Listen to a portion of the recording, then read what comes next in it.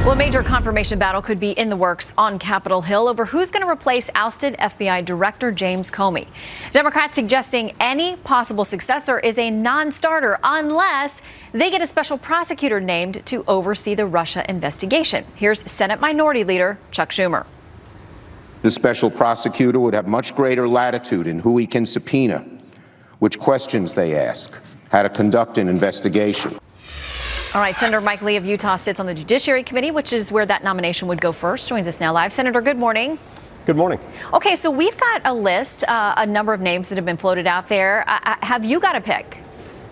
Yeah, you know, there are a lot of people who could take this job. This job is important, and a lot of people will be paying attention. One name that I think the White House really ought to consider is Merrick Garland, the D.C. Circuit judge who was nominated for the Supreme Court last year. This is someone with a long history of prosecutorial experience. He's one of the lead prosecutors who was behind the Timothy McVeigh prosecution in Oklahoma City. And I think this would be an exciting pick. Yeah, and oversaw, I believe, the prosecution of the Unabomber as well. I mean, he's got that long, those deep roots at the DOJ. It's an interesting pick because how do your Democratic colleagues oppose him?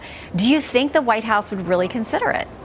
I suspect the White House might. I think it has some advantages to it because, as you point out, this is someone who has a lot of bona fides as a prosecutor. This is a prosecutor's prosecutor, and he's someone who's got likely allies as a potential FBI director nominee in both political parties. Yeah, and I would point out, too, that he sits on a very important district or circuit court, the D.C. Circuit there.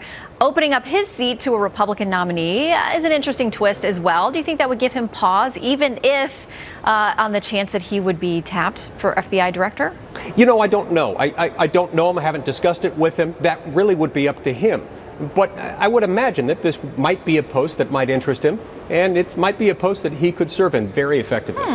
Okay, so it may mute the other question I'm going to ask you about, which is the growing number of Democratic senators who say, we're not voting for anyone. We're going to do whatever we can to block this confirmation process or vote no, unless in exchange for moving forward with a vote, we're going to get a special prosecutor, somebody independent from the administration, to oversee the Russia investigation. There are multiple investigations going on now. Any chance, and there are a couple of Republicans who say they're not completely opposed to the idea, but any chance they'd have enough leverage to shut down things in Washington until they got that prosecutor? Well, look, the decision as to whether to appoint a special prosecutor isn't theirs, it isn't ours. It doesn't belong to the Senate. It belongs to the Attorney General of the United States.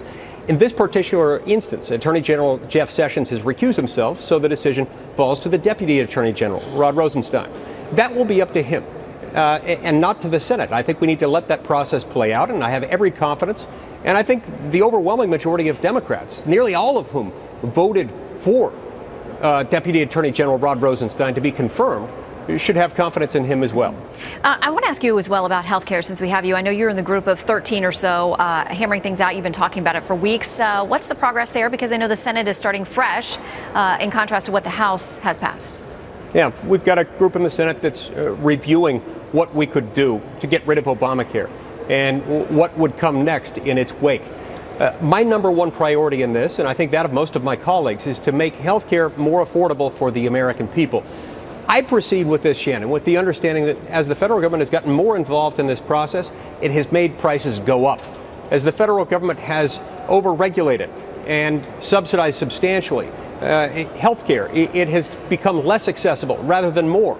And so I think we need to revisit whether it was such a good idea to begin with in 2010 to have this massive federal partial takeover of our healthcare system.